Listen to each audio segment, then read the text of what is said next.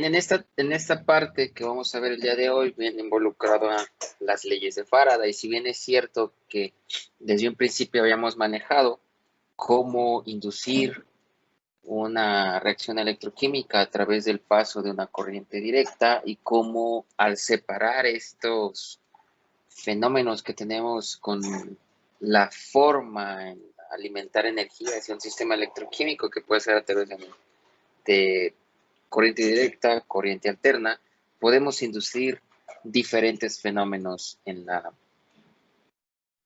reacciones electroquímicas o los fenómenos interfaciales, y estamos hablando en términos de interfaz entre el electrodo y un electrolito, que es lo que nosotros ya hemos mencionado, que forma parte de un sistema electroquímico, ya sea un sistema galvánico o un sistema electrolítico, ¿verdad?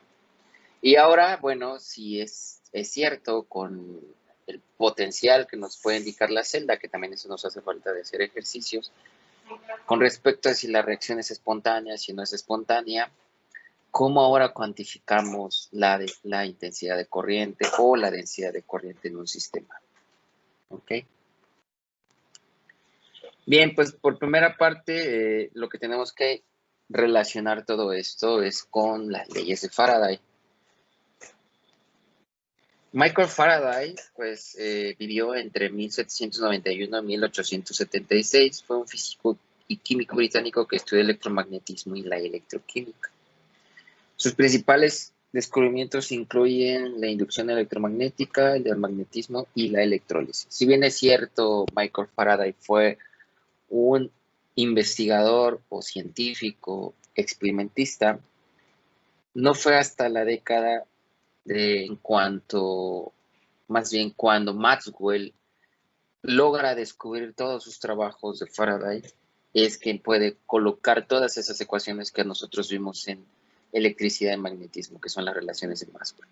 Es ahí en donde la relación entre la electricidad y el magnetismo toma sentido poderlo manipular, ¿no? Entonces, esto también recae en los sistemas electroquímicos y también él estudió la parte de la electrólisis. Cómo influye el inducir una corriente directa sobre un sistema, cómo influye esa energía suministrada al sistema para producir una reacción. Entonces ahí es donde nosotros entramos con las leyes de Faraday. La primera ley de Faraday lo que indica es que la masa de una sustancia alterada en un electrodo durante la electrólisis será directamente proporcional a la cantidad de electricidad transferida al electrodo. La cantidad de electricidad se refiere a la cantidad de carga eléctrica medida en coulombs. Si bien hemos estado platicando acerca de cómo se transfieren la forma de transferencia de electrones en un conductor electrónico y en un conductor iónico, en un conductor electrónico habíamos dicho que los electrones son los que se mueven a través del conductor electrónico, dada la forma del enlace que tiene, ¿cierto? Un enlace metálico, un comportamiento semiconductor o un tipo aislante. Y es aquí donde nosotros tratamos de que la mayoría de los conductores electrónicos sean, si bien es cierto, la mayoría debe de recaer en la parte electrónica como un metal, como un conductor metálico, o a lo mucho un semiconductor. Un aislante en sistemas electroquímicos no tenemos su aportación para inducir una reacción electroquímica en ese caso. Y bueno, aquí la carga del electrón es la responsable de moverse a través del material, ¿no? Entonces, la que nosotros transferimos y que a su vez está en contacto con un conductor iónico es capaz de transferirse. Entonces, la carga que transfiere el electrodo lo recibe el ion en cuestión, ya sea para reducirse, para oxidarse. Entonces, la segunda ley indica que la cantidad de electricidad necesaria, lo llamamos en términos de Q, para liberar un equivalente de cualquier sustancia es de 96.500 coulombs. Si bien es cierto, dentro de la parte de conductividad, nosotros habíamos logrado identificar que la multiplicación del número de Avogadro por la carga del electrón nos daba la constante de Faraday, Es ahí en donde nosotros nos damos cuenta que esta constante toma sentido cuando aplicamos esto ya a una reacción electroquímica y este equivale a un faradio. En el ejemplo que tenemos en la parte de abajo, tenemos conectado tres sistemas. Uno en donde tenemos una sal de cloruro de cobre, en otro tenemos un cloruro de sodio y en otro tenemos un cloruro de hierro. Los tres son conductores iónicos y se disocian completamente, lo cual quiere decir que son electrolitos fuertes. Al tratar de inducir una diferencia de voltaje entre estos tres sistemas, la conexión así como los tenemos, la manifestamos por medio de un circuito eléctrico equivalente, el cual tendría sentido al momento de colocarlo en un diagrama, ¿no? Es decir, si yo coloco a un lado la batería y en principio no induzco ninguna reacción electroquímica, estamos hablando de que hay tres sistemas, los cuales tienen una resistencia, ¿verdad? La resistencia solamente de la solución voy a ponerle 1, 2, 3, ¿verdad? 1, 2, 3. Entonces, aquí es donde efectivamente el tener circuitos eléctricos equivalentes va empezando a tomar un poco de sentido. Porque si no induzco ninguna reacción electroquímica, solamente voy a manifestar por medio de corriente alterna cuál es la resistencia de estas soluciones, ¿verdad? Voy a poder identificar cuál es o calcular cuál es la resistencia de estas soluciones. Pero al momento yo de aplicar una diferencia de voltaje, al tener el sistema conectado de la misma manera, en serie, pues vamos a tener que estos sistemas cumplen lo que cumpliría un circuito eléctrico equivalente con tres resistencias en serie, ¿verdad? Entonces, al momento de conectarlos, nos damos cuenta de que, si bien es cierto, en un sistema electrolítico, los valores de los signos, tanto del ánodo como del cátodo, difiere un poco de los signos, más bien difiere de los signos que se puedan interpretar en un sistema galvánico. En este caso, nosotros tenemos que el ánodo será con signo positivo y el cátodo con signo negativo, ¿no? Ya lo habíamos mencionado en otras clases, que hay que tomar en cuenta esto y solamente nos podemos aprender uno para poder relacionar el otro y sacarlo de manera por deducción. Entonces, en el caso de un sistema electrolítico, el ánodo es positivo y el cátodo es negativo, pero en el intermedio entre celda y celda va cambiando de polaridad. Entonces, si en este caso en el ánodo donde tengo la celda 1 tiene signo positivo, en el cátodo tendrá negativo y cuando lo conecto directamente sobre el otro electrodo, lo tendré como signo positivo, signo negativo, signo positivo y signo negativo. Esto, más adelante, ya cuando lleguemos a la parte del tercer parcial, veremos cuáles son las diferentes formas de conectar sistemas electroquímicos en serie, en paralelo, dentro de una misma, los electrodos, hablando propiamente de los electrodos, dentro de un mismo reactor. Y esos reactores, ¿cómo los conecto ahora en serie, en paralelo? ¿No? ¿Cómo conecto eso y cómo difiere o qué es lo que controlo con cada uno de ellos? ¿No? Entonces, aquí solamente estoy tratando de decir una electrólisis de este medio, en donde por efecto de cargas, el anión y el catión se dirigen tanto a la parte positiva como a la parte negativa del conductor electrónico, y es así en donde se acercan a la superficie del electrodo. No quiere decir, por ejemplo, en el caso del sodio, que se va a depositar, eso ya lo hemos mencionado por ahí en algunas ocasiones, ¿no? En medio acuoso el sodio no reacciona. Entonces, esta es la forma en cómo podemos conectar tres sistemas y de los cuales vamos a medir la densidad de corriente, intensidad de corriente. Esta intensidad de corriente es la que nos está moviendo la cinética del sistema, ¿no? Es la que nos rige la cinética del sistema. ¿Y por qué? Pues gracias a las leyes de Faraday, ¿no? En la cual llegamos a una sola ecuación. La ley de Faraday, para la primera ley, indica que la carga Q es proporcional a la masa cuando la masa equivalente es constante. Y la segunda ley nos dice si la carga es constante, la masa es proporcional a la masa equivalente. Entonces, en una sola proporcionalidad Q va a ser proporcional a la relación entre masa dividida entre la masa equivalente. Y al quitarle ese signo de proporcionalidad tendríamos una K. Esa K la vamos a definir como la constante de Faraday. Y ahí es donde entra esta parte interesante. ¿Qué es masa equivalente? Eso sí se los pregunto a ustedes. ¿Qué es masa equivalente, chicos? ¿Tiene que ver algo con el peso equivalente? Sí.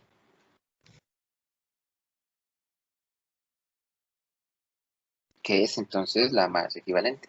Me suena que tiene que ver con los coeficientes estequiométricos de una reacción química, pero no sé de qué manera. ¿O que es En como la química, masa de la sustancia? a la masa de la sustancia, ajá. ¿Pero cuál masa? ¿Cómo definen? Masa equivalente o peso equivalente es lo mismo, chicos. ¿Cómo definen el peso equivalente? No se amontonen.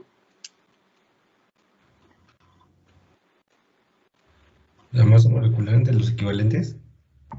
Ok, pero la masa molecular entre los equivalentes. Yo recuerdo que los equivalentes eran los iones o los electrones que sería una molécula. Ajá, ok, si va por ahí. Ok, entonces masa equivalente, peso equivalente lo relacionamos con respecto a la relación entre quién y quién.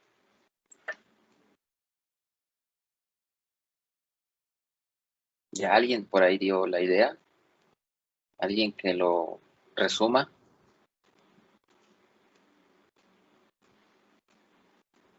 Bueno, pero peso equivalente es peso molecular entre equivalentes. Peso molecular entre equivalentes y masa equivalente.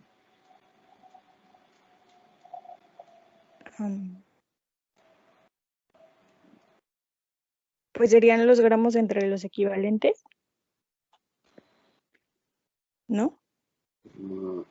Vamos a regresarnos un poco más atrás a química general. En química general, ¿cómo calculábamos la normalidad de una sustancia, de una solución?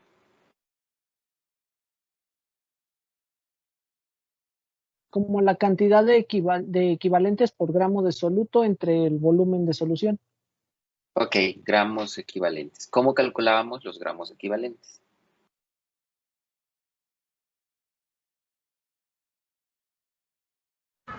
Se tomaba en consideración el peso molecular de la sustancia sobre los equivalentes de esa molécula. Si era, Y por hay... ejemplo, Ajá. Sí, no, sí, sí, bueno, sigue Roberto. yo recuerdo que dependiendo qué tipo de moléculas se tratara, si era electrolítica, bueno, no era tanto electrolítica, no tenía tanto como tal el concepto, sino que era más por su estado de oxidación. En este caso podíamos identificarlo a veces porque habían sustancias como los sulfatos, que pues obviamente teníamos en cuenta que los equivalentes eran -2, o también estaban los iones hidronio, que en este caso pues sabemos que es 1. S1 o S-2 son los equivalentes, pues a eso se refería. Ok, entonces, ¿qué es ese -1 en el caso de los OHs o en el caso de los sulfatos es -2? En el caso de una sola molécula como tal, por ejemplo, el cobre 2 más, ¿ese 2 más qué es? Ah, ajá, El número de oxidación, ¿verdad? Entonces nosotros buscábamos cuántos electrones compartían en una molécula, cuántos electrones se compartían para neutralizarse. De esa manera buscábamos el peso equivalente. Y cae muy bien cuando partíamos de una concentración molar y de ahí tratábamos de convertir a una concentración normal. Simplemente dividir sobre el número de valencia que están compartiendo estos dos compuestos. Cuando se unen, ¿no? La parte total. En el caso, por ejemplo, si son iones, en donde tenemos dos elementos, la suma de esos estados de valencia nos daba una valencia global de ese ion, el cual se compartía con el otro para neutralizarse. Ok. En el caso de masa equivalente para las leyes de Faraday, no está distinto a lo que estamos diciendo. Simple y sencillamente hay que tratar de enfocarlo. En la serie electromotriz, como se las mostré, habían electrones que ganaban la especie y en el sentido de la serie electromotriz se reducían. Entonces, ese número de electrones que está en la serie electromotriz en el sentido de la reducción son lo equivalente a lo que ustedes acaban de mencionar para hacer el cálculo de normalidad. ¿Cuántos electrones se comparte tanto el catión como el anión para neutralizarse? En el caso de las leyes de Faraday, no es el número de electrones en su estado de valencia o la sumatoria de los elementos que nos den, sino más bien cuántos electrones necesita para pasar de un estado oxidado a un estado reducido. Entonces, la masa equivalente en este caso para leyes de Faraday será el peso molecular de ese elemento, de ese compuesto, dividido entre el número de electrones transferidos en la reacción electroquímica. ¿Sí? Sí queda claro esa parte porque aquí es donde la mayoría se me confunde. Cuando yo tengo una semirreacción, que es la que se está dando en la serie electromotriz, yo voy a colocar el número de electrones que necesita. Por ejemplo, el protón, 2 protones más 2 electrones me va a dar hidrógeno. ¿Sí? Cuando yo hago la sumatoria con el oxígeno, este 2 lo voy a multiplicar por 2 y me va a quedar 4 protones más 4 electrones, que da 2 moléculas de hidrógeno, ¿verdad? Gaseoso. Esos 4 electrones no los voy a colocar dentro de la masa equivalente. Lo que voy a colocar es lo que me dicta la reacción en el sentido de la reducción. Son 2 electrones los que necesita para pasar de 2 protones a una molécula de hidrógeno. Entonces, esos son los electrones que voy a yo a utilizar para calcular la masa equivalente, ¿verdad? ¿Sí queda claro? Entonces, voy a compartir el blog de notas. Espérenme un momento. Yo había comentado entonces que llegamos a que la ecuación de Faraday era carga es igual carga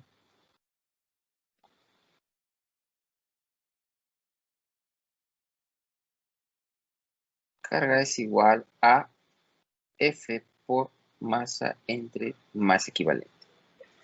Y entonces habíamos comentado que masa equivalente es igual al peso molecular entre, aquí vamos a dejar al número de electrones como Z.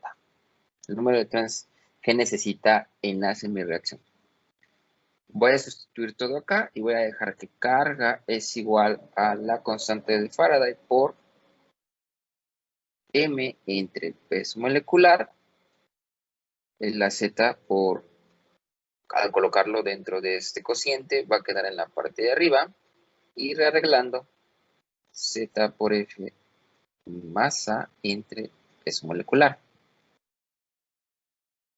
¿Qué definición tenemos para masa dividida entre el peso molecular, muchachos?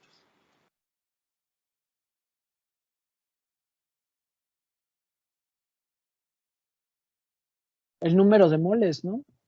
El número de moles. Entonces, Z por F por N. ¿Sí? Esa N es la relación entre masa entre peso molecular. Y de acuerdo a nuestros conocimientos de electricidad, carga a qué es igual. ¿Alguien se acuerda? ¿A coulombs? Coulombs igual a qué?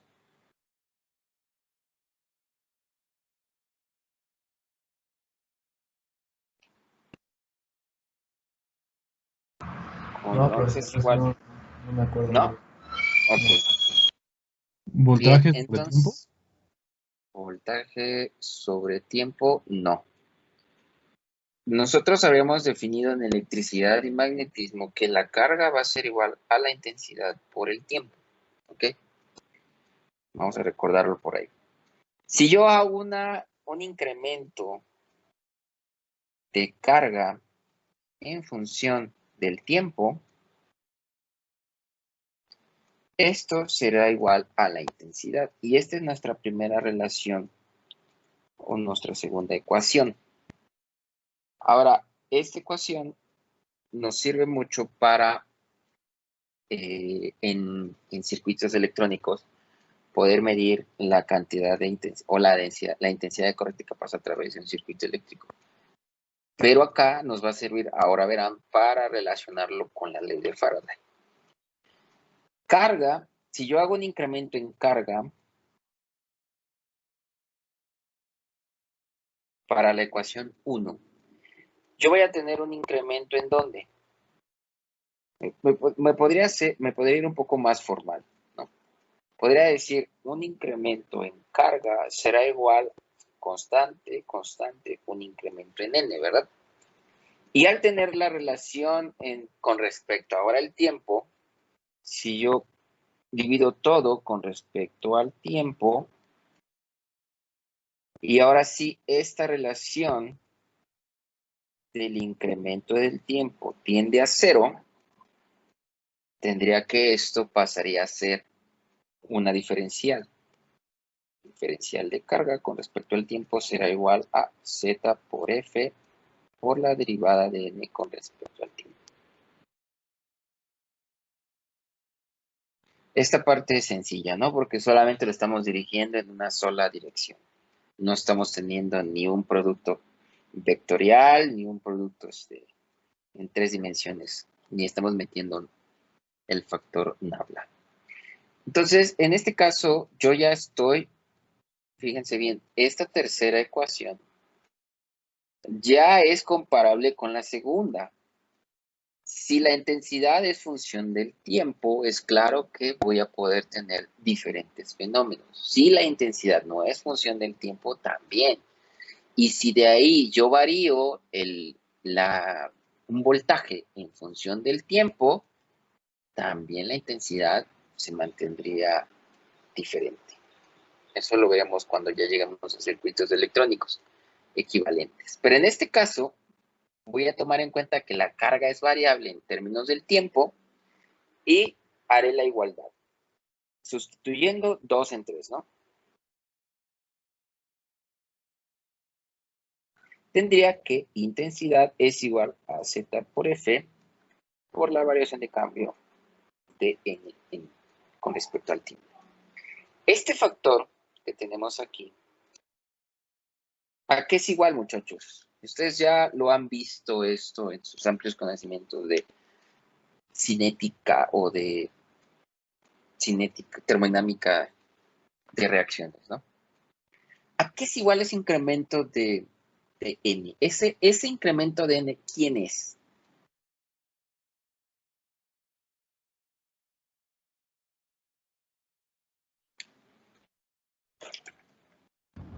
Sería el incremento ¿De del número de concentración? moles.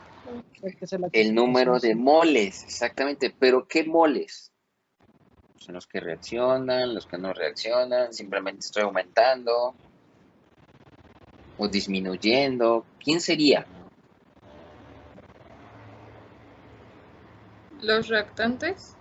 Los que reaccionan. Entonces, de manera indirecta, esto ustedes ya lo han visto en termo, ¿verdad? Es la coordenada de reacción. Entonces, hablando en este sentido, yo podría tener aquí que esto es igual a Z por F por la variación de cambio de la coordenada de reacción. Y aquí entra la parte interesante. Si yo voy a llevar a cabo un proceso de reducción, voy a analizar intensidad por dt va a ser igual a Z por F por este coordenada de reacción. Voy a integrar. Yo ya sé que Z y F es constante. Si la intensidad no depende del tiempo, ¿sí? La saco fuera de la integral. Entonces tendré que, y no depende del tiempo, no es función del tiempo. Y tendríamos la integral del otro lado, ¿sí? Ahora, para el tiempo cero, que voy en el tiempo cero, en una reacción de reducción, si la especie no ha aparecido, aquí también es cero, ¿sí? Hasta un tiempo t. Cuando pasa ese tiempo t, ya tengo cuánto ha reaccionado o cuánto ha aparecido, ¿verdad? Y entonces en ese término tendría, integrando esto tan fácil, I por t es igual a z por f, por esa coordenada, por esa cantidad que aparece en la superficie del material. No voy a dejar voy a dejar n, ¿sí? Porque es lo que se deposita, lo que se forma, y esto es igual a lo que reacciona. Entonces tendría yo n. Como n, ya lo había mencionado que era peso entre peso molecular, aquí quedaría otra vez peso entre peso molecular, ¿verdad? Y entonces tendría la primera ecuación muy útil de las leyes de Faraday. La intensidad por el tiempo va a ser igual al número de electrones transferidos por la constante de Faraday por el peso que se formó de ese compuesto entre el peso molecular, ¿sí? Voy a suponer aquí que tengo yo una superficie de un metal y en el cual cobre 2 más se deposita. Y vamos a hacer como lo vimos en la imagen, ¿no? Bolitas. En el tiempo cero no hay nada. En el tiempo t ya tengo partículas de cobre con valencia 2, con valencia 0 sobre la superficie de este electrodo, ¿sí? Entonces, en ese caso, tendré que lo que había antes, que era 0, menos lo que se depositó, que sería la suma de ambos, me daría el peso del cobre, ¿verdad? El peso del cobre depositado, en este caso, sería igual a antes, que es 0, el peso de mi placa, y aquí el peso de la placa más el cobre depositado. Lo voy a poner mejor. Cobre más placa menos el peso del cobre, perdón, el peso de la placa. Y esto sería lo que se depositó sobre la superficie del electrodo y es lo que reaccionó. Entonces, de esta forma yo estoy generando un producto que no había. Y aquí queda en el sentido de la reducción, ¿no? Si genero igual gases, aunque sea en el sentido de la oxidación, también funciona la misma ecuación, porque voy a partir de que en un tiempo cero no hay producción de ese reactante y por lo tanto, pasado un tiempo, ya tengo una cantidad producida, por ejemplo, de un gas, ya sea en el sentido de la reducción, por ejemplo, el gas hidrógeno o en el ánodo, como el caso del oxígeno, ¿sí? Pero en el caso de la oxidación, cuando el producto no, digamos, está presente, lo seguimos tratando de la misma manera, aunque en el sentido de la integral tendríamos que incluirle un signo negativo. En general, la mayoría de las veces nosotros dejamos esta ecuación como tal y tratamos de identificar si la reacción produce una nueva fase o un nuevo depósito o consume parte del electrodo, parte de lo que hay en la superficie del electrodo o en el seno de la solución, que llega a la superficie del electrodo y reacciona. Entonces, es la misma ecuación, ¿sí? No cambia. Solamente que este término de peso es el que tenemos que identificar si ha perdido masa o ha ganado masa, nada más. ¿Sí queda claro hasta aquí, chicos? Sí, profe. Sí. ¿Sí? Ujú. Entonces, esta parte es muy importante porque ahora yo ya estoy relacionando la intensidad ¿con quién? Con el reactivo, ¿sí? Con nuestros reactivos. Vean, esta parte de aquí, por favor, no la olviden. Va a llegar un momento en que se los voy a volver a recordar. Porque entonces más adelante veremos que esto se relaciona a cinética, tan solo por la coordenada de reacción. En el otro lado, pues es simple, nosotros siempre vamos a tratar de manipular si lo que estoy pesando es pérdida o si lo que estoy pesando es ganancia de masa. Y eso puede aplicarse para reducir una especie iónica, el cual se deposita, o para oxidar la superficie de un electrodo, ¿no? O de una sustancia que está en solución y que reacciona. Entonces, en ese sentido, sí hay que tomarlo en cuenta. Ahora, como los electrodos están colocados en paralelo, ¿sí? O sea, tenemos dos barras, ánodo, cátodo. La intensidad que pasa a través del ánodo y la intensidad que pasa a través del cátodo es la misma, pero aquí hay que tomar en cuenta la reacción y su eficiencia.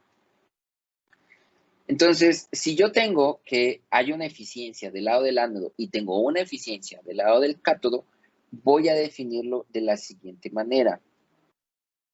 Carga real entre la carga teórica es igual a la eficiencia.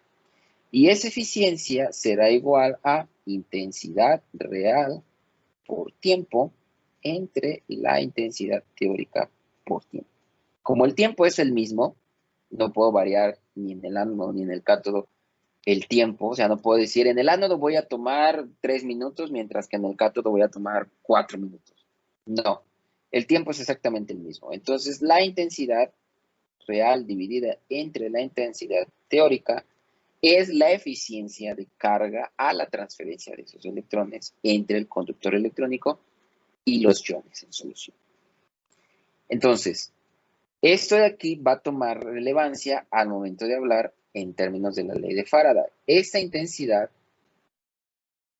será como se pueda llevar a cabo tanto en el ánodo como en el cátodo, será la intensidad real por tiempo, será igual a Z por F por el peso entre el peso molecular. Y aquí la intensidad teórica será igual a la intensidad real entre la eficiencia. ¿Sí? Al momento nosotros de sustituir esta intensidad, o más bien intensidad real, al sustituir intensidad real igual a eficiencia por intensidad teórica dentro de la ecuación, ¿qué ecuación era?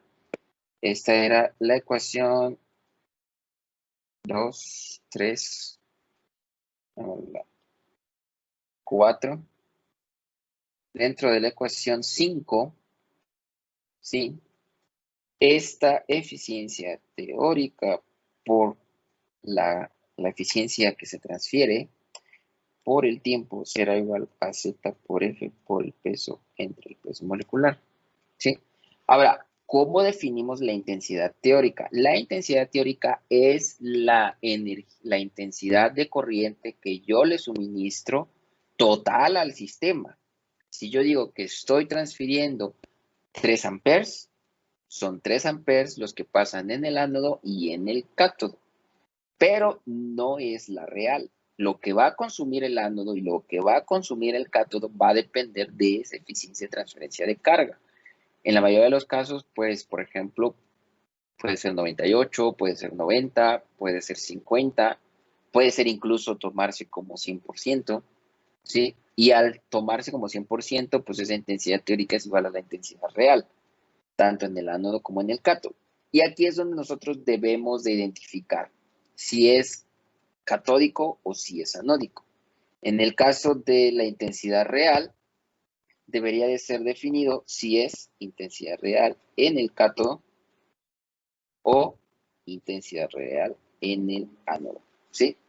Vamos a utilizar A para ánodo, C para cátodo. Realmente no es tanto el problema, ¿no? Entonces, puedo dejar que quedaría como IC o IA. pero ya sé que esta es la real. Y la teórica es la que le estoy dando completamente al sistema. ¿Dudas hasta aquí? No, profesor. ¿No? Bueno. No. Bien. Ok, vamos.